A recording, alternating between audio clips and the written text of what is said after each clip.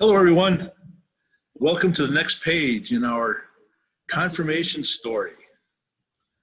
So I hope everyone's doing well. Hope everyone's staying healthy. Look forward to actually seeing everyone in person someday. So today we start a new chapter, right, in our confirmation. We're going to start talking about the 10 Commandments. Right? Everyone talks about the 10 Commandments. Everyone, says, oh yeah, I know the 10 Commandments. What's the big deal? But turns out it is a big deal, and we're going to talk about why. And we're going to talk about, how they come to work in our lives. So, the 10 Commandments. Here we go. The first question, it's a toughie. Can't throw candy through the screen, but, y'all can treat yourself if you have one. We're close enough to Halloween, right? Where did the church come up with the 10 Commandments? Where does it come from? Tough question. I know. Drum roll, please. It comes from the Bible. Specifically, the Old Testament story of Moses. Now, I know in children's ministry, if you've done all the years of children's ministry, you've heard all about, Moses being called to lead the Israelites out of Egypt, and, the big exodus from Egypt, which gives you a clue as to where in this Bible you will find the story of Moses and the 10 Commandments. Say it again, the big exodus from Israel. So what is an exodus? Look up at the next time you're in a public building. Look up at the sign that tells you how to go out. The exit sign. That'll help you understand the same route, exit. So that's why it should be kind of easy. And we hear this great story of how Moses led the Israelites out of slavery in Egypt, and all the Israelites celebrated and were so happy as they escaped. And then all of a sudden our story picks up. After they've been wandering around out in the wilderness for a while, and the newness of being free has worn off, and everybody's complaining about being hungry and being lost, and when are we going to get there, and all the things that people still say. But interestingly enough, they weren't really hungry because God made sure they had something to eat. They weren't really lost, they just didn't know where they were going. They just weren't getting there fast enough, and they didn't have what they wanted to eat, basically. But they call it wandering in the wilderness. And, when times are hard, we all get a little crabby, and we all lose our focus a little, which is one of the reasons why it's important to talk about these stories. But so the story takes place then. If you are looking in your Bible, which of course I'm sure you have right next to you, it's in Exodus chapter 20 that we hear the story of the 10 Commandments. That after wandering a while, Moses goes up to Mount Sinai and receives the 10 Commandments from God, and then brings them back to the Israelite people. There's a very dramatic clip that probably your family has enjoyed back to your grandparents. I'm trying to remember when it came out. It came out of 56, I think, a long time ago. What you're going to see in the movie at the time was considered some really cool visual effects. Right? This was like the Matrix of that time. And now they look amazingly cheesy, but it's fun. I mean, it'll give you the picture. It follows the story. The accents are weird, and the language is crazy. They tried to make it sound old-timey, but but it'll give you the picture. And so we ask that you're going to watch that from the movie The 10 Commandments. And remember this part of the Moses story as much as the parts leading up to it, because the 10 Commandments are extremely important. So when people ask, where do you find the Ten Commandments? The Old Testament, in the Bible, in either the Exodus chapter 20 or the book of Deuteronomy chapter 5. So it's all within the first 5 books. So I wonder why it appears twice. Maybe people weren't listening the first time. I think a lot of times, bears repeating. think about your folks, right? You're getting ready to go out and they tell you, what to do, what not to do. And do they only tell you once? Well, no, I don't know. If they're like me, more than once, you kind of explain what you should do, what you shouldn't do. And, it's because it's important, right? When things are important, you keep bringing them up. And so once you know the story of the Ten Commandments, then we have to get to the question of why. Why did God give these to Moses? Why did Moses transport them to the people of God from that time on? Why? Why do we need it? Why do we need it? Said a million times. Especially why do we need it when we know that pretty much we all break them? We don't get it, even though they're put right there. What's the point? One year, when we were talking about the Ten Commandments, one of the kids said, I think God screwed up when he gave us the Ten Commandments because we're just always breaking them. What's the point of having these rules if we're just always going to be breaking them? And so here we go. We're going to talk about the point. Probably the best way to talk about the point is to use an image we use all the time. Maybe you've been in the position of the parent or guardian in this one, but you have a parent or you have a babysitter or somebody who's watching, a 2-year-old, a toddler, not that particularly steady yet, not quite knowing, and they kind of walk and they grab onto things, and all of a sudden you see this little toddler heading toward a stove that the stovetop is on, and you see the hand going down, and what does the parent or guardian do? No! Get away! Stop! If they're far, they may yell, they may scream. Probably the child will pull back, fall down, and start crying because it sounded so angry. But is that really the action? Is the guardian's action the action of somebody who just likes to boss this child around and scare them and make them sad? Or are they instead trying to protect them? It's the parent who screams as their little one runs toward the road and they see a car coming, don't go out there, stop. And that's why it's important when we talk about the Ten Commandments that we recognize not only what they are, but who gave them to us. Who is this God that shared these Ten Commandments? And this God is not the one who sits on a cloud somewhere and waits for somebody to mess up and goes, zap, zap, zap, zap, zap. And that doesn't make God's day. It breaks God's heart when we hurt one another, when we do things that hurt ourselves. If you've ever been in a position to watch a friend or a loved one doing something that is hurting them, or watching them do something that hurts someone else, this is how God feels when we do that. And so God gives us the Ten Commandments. Because, it's not about if you break them, you get punished, right? A parent that loves you, someone that loves you doesn't sit and wait for chances to punish you, right? It's not because you break them, you get punished. If you follow them, the world is better. Think about it. Would the world be better if people didn't lie or cheat or steal or break up relationships, right? Of course it would. And so that makes all the difference. If someone gives you rules and if you break them, you get punished. Well, that's pretty hard to take, right?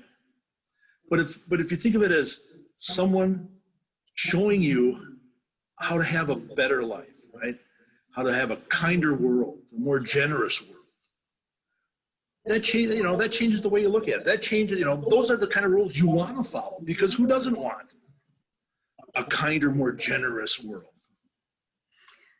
And very much like it also on the same idea. When you look at the commandments, if you think about them only as arbitrary restrictions, like if somebody would put a sign over a button and says, don't push this button, what's the first thing you want to do? Gee, I wonder what'll happen. Why shouldn't I be able to push that button? I think I'm going to push that button. And the only reason you're not going to push it is somebody watching. Am I going to get caught?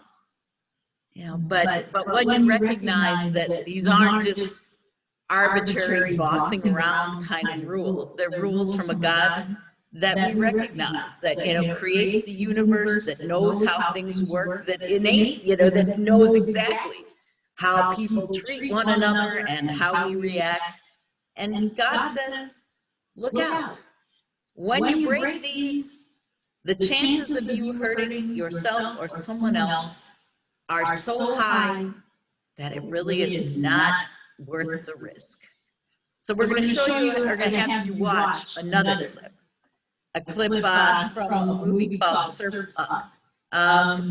Looks like Chicken Little. I don't know. I never saw either of those. But it kind of shows you how we end up being consumed by those things that God, God warns us against doing stuff.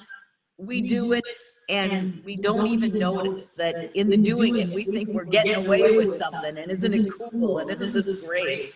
And all of a sudden, we find ourselves trapped in a kind of a life or a situation that we don't want any part of being in. And sometimes, sometimes in life, we don't really see what's going on around us, right? We really don't see what type of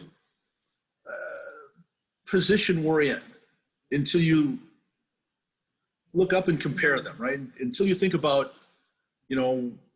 how does my current situation, what I'm doing, what way I'm seeing things, how does that compare with something like the 10 Commandments, right? These, the guideline, the rules God gives us for leading a better life. And then probably the last thing then is, where do you find them?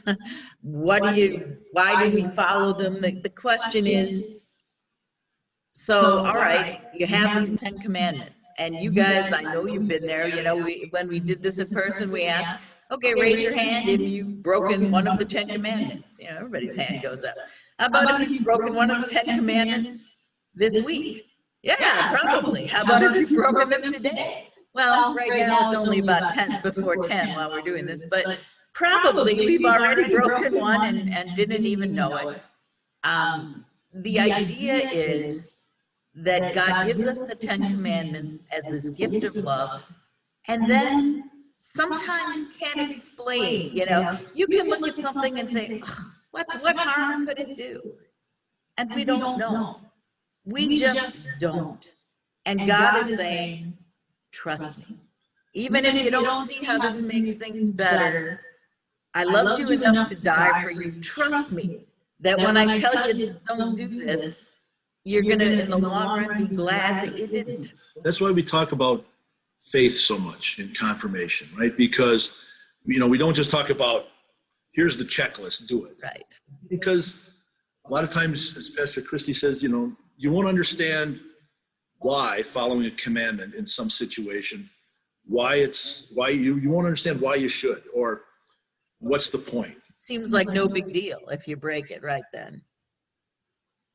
And so that's why one of the clips we have is going to kind of talk to that point. It's from a show called Joan of Arcadia. We use it a lot, right? Joan is a high school student, and God keeps showing up to her with different looks, and kind of helping Joan go through the world, right? Go through her life. In this clip, God shows up as an older substitute teacher. And what you don't know, what went before this is the, big dance coming up. God showed up, told Joan that he'd like Joan to go to the dance with a boy. And this guy is, to everyone, he's trouble, right? He's the biggest problem in the school, according to teachers Most and people. principal And most of the kids. students, right? And of course, she just doesn't get it. Why? I don't see what's the point. But she does. And so they have the dance. Some things go really wrong at the dance. And now this is kind of after the dance, the next day at school, God, as the older substitute teacher, is kind of explaining to Joan just what the point was. What came out of her listening to God, doing what God asked, even though she didn't see it or understand it at the time. Yeah.